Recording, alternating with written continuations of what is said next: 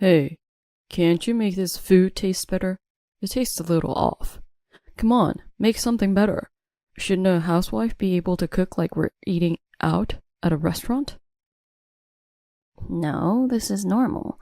Your taste buds are just too refined because you always eat at fancy restaurants. I'm the one who needs a break from this. 3 months into marriage, I've been enduring such complaints every day. My husband, Tony, expects way too much from me when it comes to the housework I do. He's never satisfied, even though I think I do a decent job. Stretch the best sheets tighter, like they do in hotels. You really suck at housework, don't you? The dream image my husband has is a classy, tidy, and elegant space, like the ones in fancy restaurants and hotels. It's far too much to expect from me. Unless we had a maid, there's no way someone as busy as me could do all that.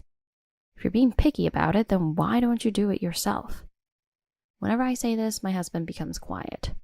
He knows he can't manage the housework on his own, but he keeps forcing me to do it in his way, and I was getting really frustrated whenever he did that.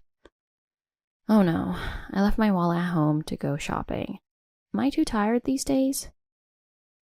On my way to the grocery, I realized I'd forgotten my wallet and returned home, where I heard strange noises from the living room. Huh? Is that Tony's voice? And who's he with? Just as I was about to take off my shoes, I noticed unfamiliar shoes at the entrance. Pumps? Are these women's shoes? Hearing my husband's voice mixed with a woman's and their embarrassing sounds echoing to the entrance, I quietly moved towards the living room. I caught my husband cheating with his mistress. What are you doing, you jerk? I recorded a video of my husband's affair without him noticing and sent it to our relatives. So my father-in-law messaged me on WhatsApp, and I stormed into the room where my husband and his mistress, Jane, were. I had my phone out and everything. Hey, what are you doing? I'm live streaming this to all our relatives. Stop it, what are you doing? Minutes later, my father-in-law and my father arrived at the scene, turning the whole thing into an absolute disaster for my husband. My name is Angela, and I'm 39 years old. Being part of a family full of civil servants, they always said I should be one too. So I studied a lot to pass the civil service exam. My father is a managing director at the city hall, and I was directed to work there by him. Working hard, I now hold a managerial position. But up until now, I was all about school and work, not really knowing much about dating and living on my own for ages. Now, my younger sister, who is 3 years younger than me, has gotten married and moved into our family home, so I rented an apartment nearby. But one day... Excuse me, you dropped your wallet. Oh, thank you very much. I got my wallet back from a random guy by the store I popped into on my way home from work. I didn't think much of it until I got home and found a note in it.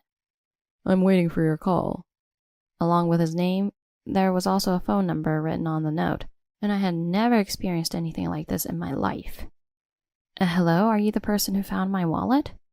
Yes, thank you for calling. I never thought you'd actually call. Thank you for that time. Why did you do this? When I saw you as I picked up your wallet, you were so beautiful. It was love at first sight. I couldn't say that at first, so I did this in a rush. Sorry, and thank you. The man was surprised by my call and tried to hang up, not expecting me to actually reach out. He probably didn't know what to do. Please wait. Now that we're connected, may I thank you properly? With a slightly frightened voice, he agreed, and we decided to have lunch together the following Saturday. Thank you so much for that time. I don't know what I would have done if nobody had handed my wallet over. No, I'm glad to hear you say that. Are you nervous? Yes. His name was Tony, and he was older than me, at 42, having never been in a relationship and living as a bachelor. He worked as a plumber and lived alone, enjoying his carefree daily routine, eating out, and not worrying about money. He honestly shared his feelings, saying it was his first time falling in love at first sight, and he was glad he had impulsively put his number and message in my wallet. I see, but talking with you, Tony, is quite interesting. At that time, I found Tony's stories about his completely different life environment intriguing and never boring. In fact, I even found his company enjoyable. From then on, we started to contact each other whenever something happened. Before I knew it, Tony had started to stay at my apartment. A few months later, we decided to get married. I can't believe Tony found such a beautiful wife like you. It's really great. I know my son is a bit foolish, but please take good care of him.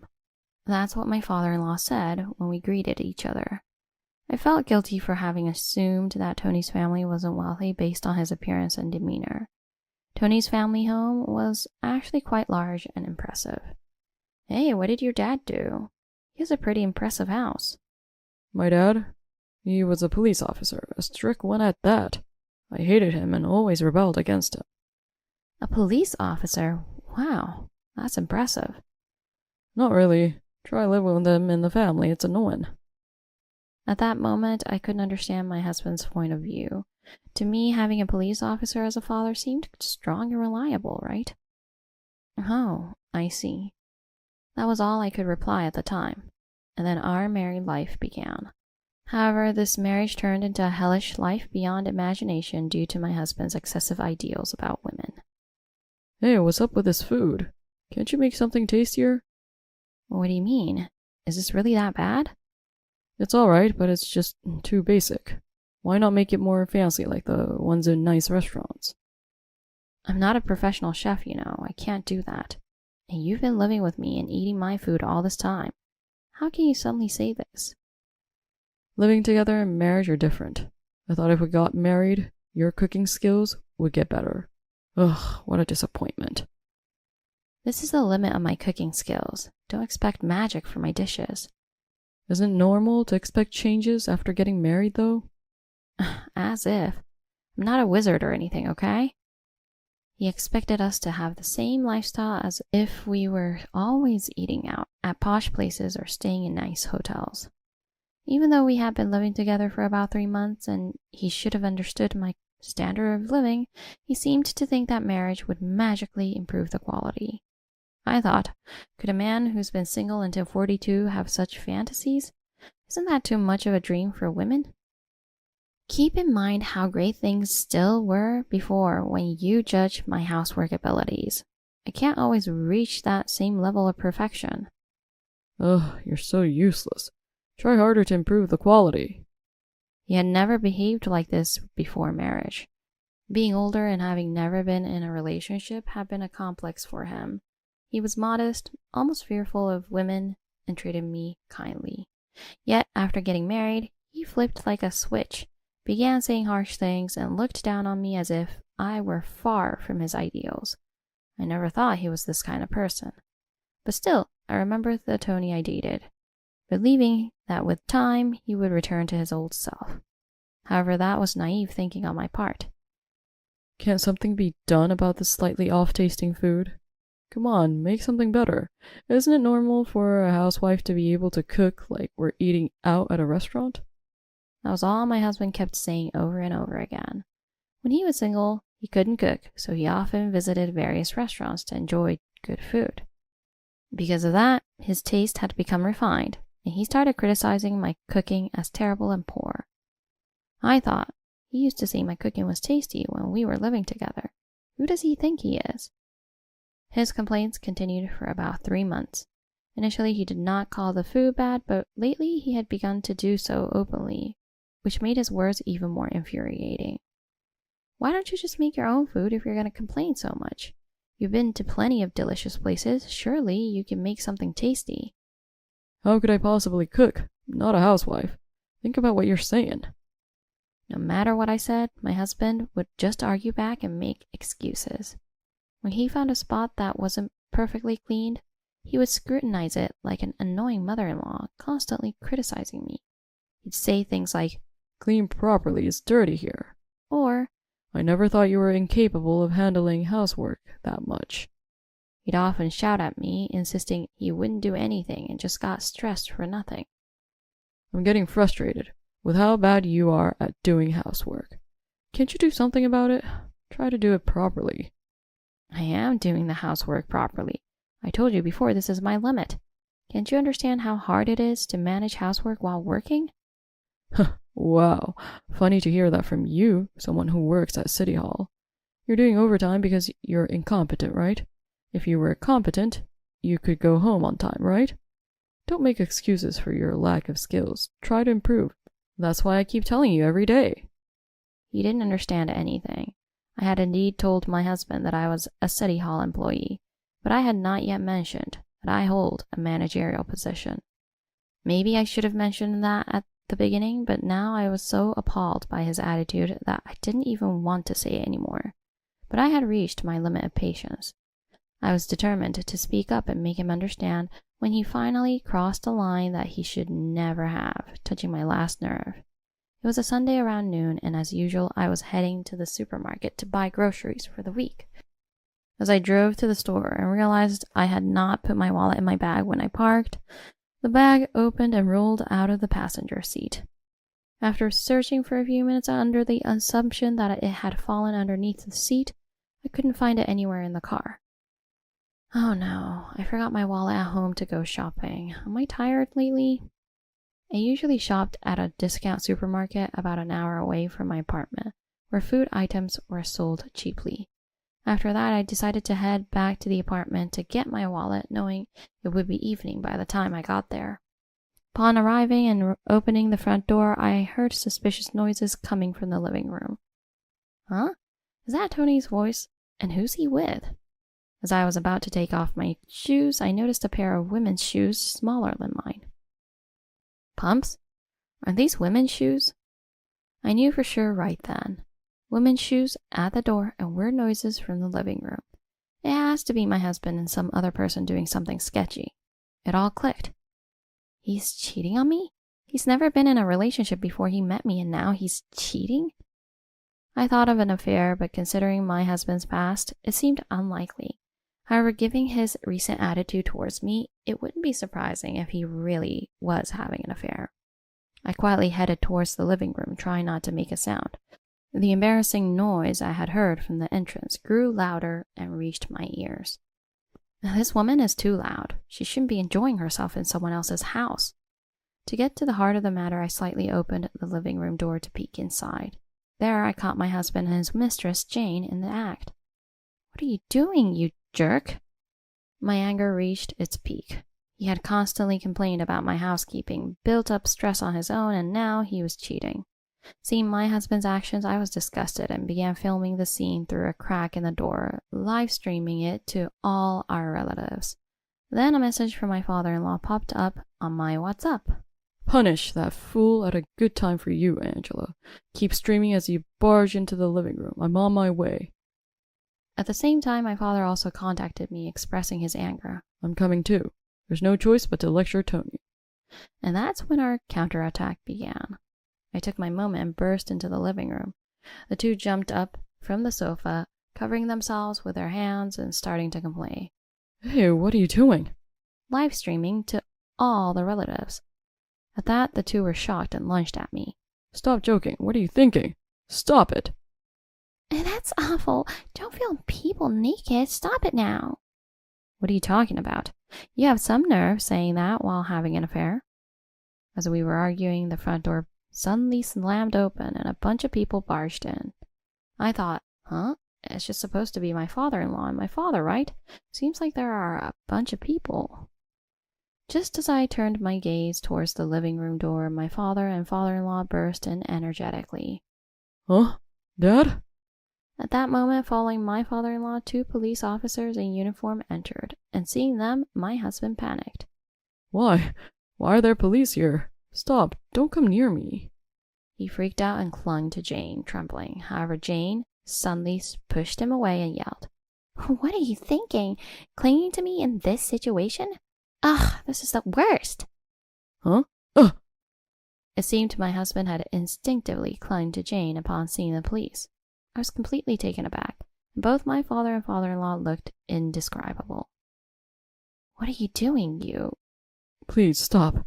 I have a trauma with police officers. Don't come closer. Please stop. My husband then retreated to a corner of the room and cowered there. Confused by what was happening, I asked my father-in-law why my husband was afraid of police officers. He was quite a troublemaker in high school, well known as a delinquent in our neighborhood. Back then, a particularly scary police officer in the school area got on his case. Once he found out Tony was my son, he gave him a severe scolding, and since then, he's been terrified of police officers. So you brought those two officers? Yes, I asked some off-duty friends to come over in uniform today. But why? Tony always rebels when I say anything, so unless I have leverage, he won't confess or calm down. This was the only way. My father-in-law then dragged my husband from the corner to the middle of the living room and made him kneel. What were you thinking? Always causing trouble, and you haven't changed even as an adult, huh? I'm sorry, really sorry. I apologize for the affair, please. Just send the police away. No, they'll stay until you confess everything. My husband's eyes were filled with fear. Glancing at the police officers nearby, he looked desperately for a way out. Don't run away. I'll have you explain everything to my father-in-law and everyone else, including how long you've been with Jane. Why? Why do you have to blame me so much? There's no need to call the family. Because you've done something blameworthy. Have you no sense of what you're doing? Each time someone raised their voice, the police officers moved a step closer. Every time they moved, my husband flinched and cowered even more. Watching his movements, I felt they were becoming ridiculous, and I kicked Tony and Jane's clothes towards them. Put some clothes on, will you? It's uncomfortable seeing you like this. It's creepy. I said this in a cold voice to the two of them. Once they hurriedly put on their clothes, my father and father-in-law made them sit on the floor between them, ensuring they couldn't move. So, Tony, tell us what Angela was talking about when she said you've done things to her. Explain clearly, please. Well... Overwhelmed by my father's imposing demeanor and knowing he held a position at the city hall, my husband couldn't find his voice and he just clammed up. Can't speak? Then shall I spell it all out for you? He nodded slightly, entrusting me to reveal everything. All right, I'll say it then. Tony has always had unrealistic expectations for a spouse. He's been constantly dissatisfied with my housekeeping and complained every day. It's gotten worse over time, and eventually he grew disgusted with my shortcomings, claiming he was stressed out. I couldn't take it anymore. Is that so? And Tony, did you know that Angela is a division chief at the city hall when you said all those things? What? Division chief? Shocked by this unexpected revelation from my father, my husband looked at me in surprise. I didn't know that. I knew you worked at the city hall, but you have a position? Sorry, I should have told you right from the start, but you just assumed I was a regular staff member, so it was hard to bring it up. So that's why you were always working late. Yes, I'm busy because I have a position. Remember you moved into my place when we were dating and just stayed without asking. You do remember that I pay all the rent and utilities, right? You've never contributed to the living expenses. You know what that means, right? Wait a minute. He told me this was his house. What are you talking about? He said he was divorced and led me on, and now I'm exposed and embarrassed. I want compensation for this. Quiet, outsider. We'll get to your part later, so don't interrupt now. Just wait. At that moment, my father's aura intimidated everyone around. Tony, Jane, and even the police officers who came with my father-in-law were taken aback by the force in his voice, and a sudden silence fell. This was bound to happen, Tony. The crime of driving my beloved daughter to mental distress is severe. You see the anger in Angela's father's face, right? Resign yourself to it. Then my husband knelt down on the spot and apologized to me. I'm truly sorry. I take back everything I've said to Angela. I also apologize for the affair. Please, don't divorce me. Don't leave me. Now you say this? I trusted you, but an affair is a deal breaker. It's over. Let's get divorced. Please, if you divorce me now, I'll be lost. Hearing these significant words from my husband, I questioned him further. Are you implying you've lost your job? How did you know? I could tell by the way you said it. Plus, you've been coming home early lately, so that's what it was. Yes, that's the situation. So please don't abandon me. No, after all the scorn and the affair, and now you ask me not to abandon you? Ugh, that's too selfish.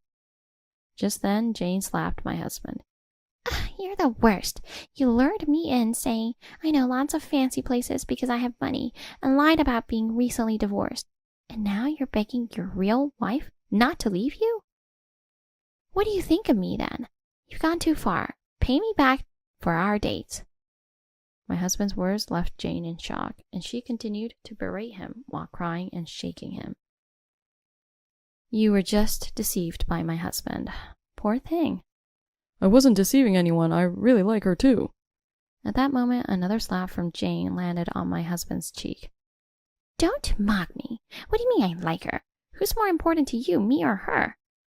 My husband was rendered speechless by Jane's words and just let himself be shaken, unable to respond. I never thought it would come to such a chaotic scene. I only intended to date her briefly. It was just a fling. I thought my luck was turning when I got married to Angela. That's why I spent all my salary on her. Being with Angela was stressful, so being with someone new was exciting. Enough with the disrespect. She's practically a victim too. You tricked her into coming here, making her feel like a criminal. Your actions are too selfish.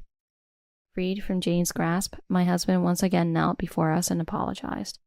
I understand. I won't ask for forgiveness, but please let me apologize. I'll take all the blame for this.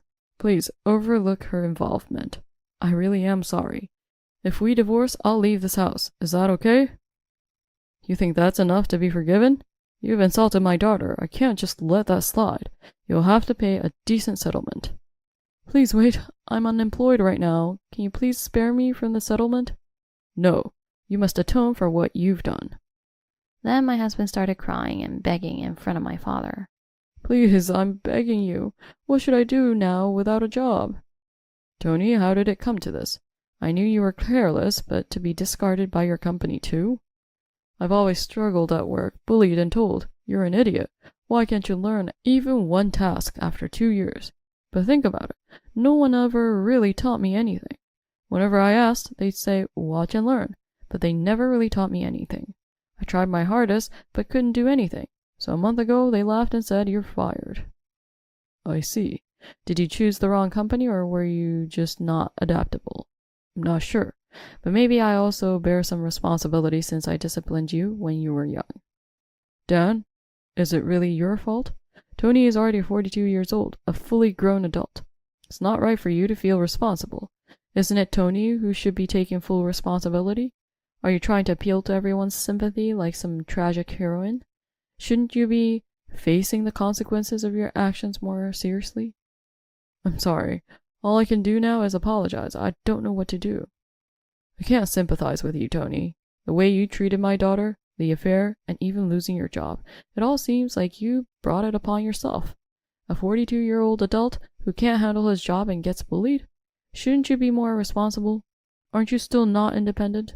Saying don't leave me to Angela already shows that. This is a good opportunity to grow up and face real challenges. Right. You used to brag about living day by day when we were dating, but you were just living without any plan, weren't you?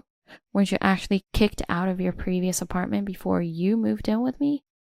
As I said this, my husband tensed up as if struck by the truth and looked at me.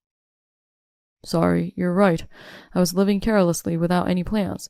I just wanted to eat delicious food, and that's all I spent my money on. You're such a fool. After being forced to speak about everything he has said to me, the affair, and exposing his own failures, my husband was left speechless. He broke down crying on the spot. Jane, my father, and I all watched him with cold eyes. The only one who showed any sympathy, my father-in-law, approached Tony and said, Why don't you try to reform now? I'll help you. But Tony shook him off and refused. I've lived a terrible life so far. Living without plans and getting married by chance made me arrogant. It was all wrong. I won't ask for help anymore.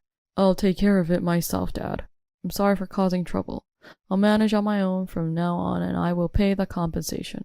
I'm an adult, so I should take full responsibility.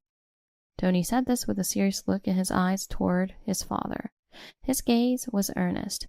Whether he could truly change, I didn't know, but at that moment I felt his resolve. So, without further accusations, I let him leave the house and told him to come back later to sign the divorce papers, leaving with my father-in-law. Do you think Tony can change? I don't know, but his eyes were as pure as when I first met him. If he can maintain that feeling, maybe he can do it. Are you going to support him? No, I can't. I don't have any feelings for him now.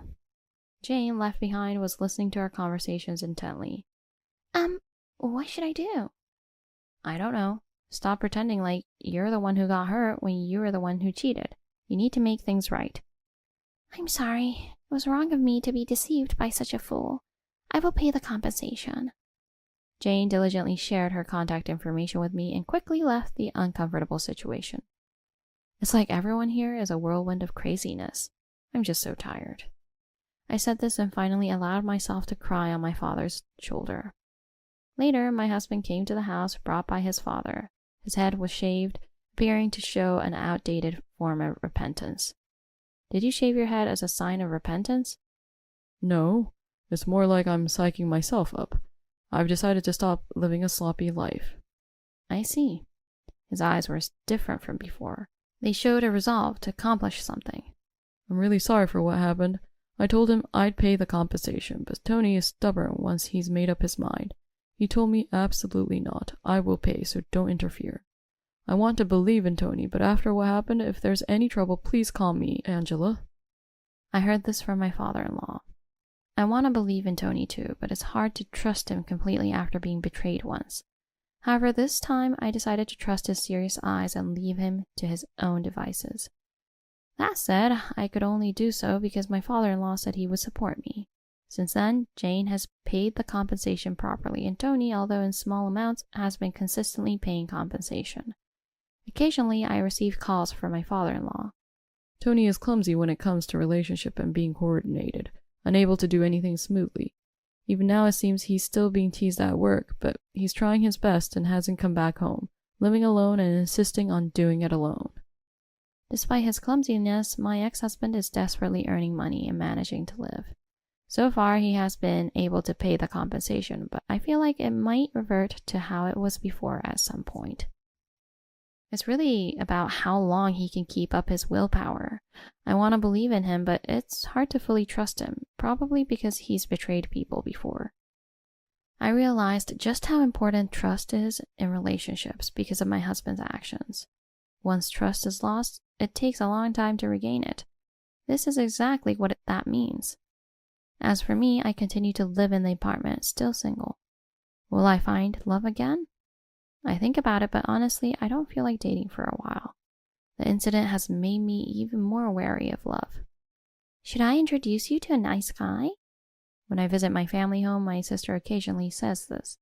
I am indeed in my 40s, so she has a reason to worry. Not now. I think I'll find someone eventually. I brushed off her suggestion. But truthfully, I am a little interested in someone. There's this older man who shows up at City Hall every now and then for paperwork. Whenever he sees me, he smiles and waves. I'm being a bit careful because of what happened in the past. I'm not officially dating him, but I might think about it once I get to know him more.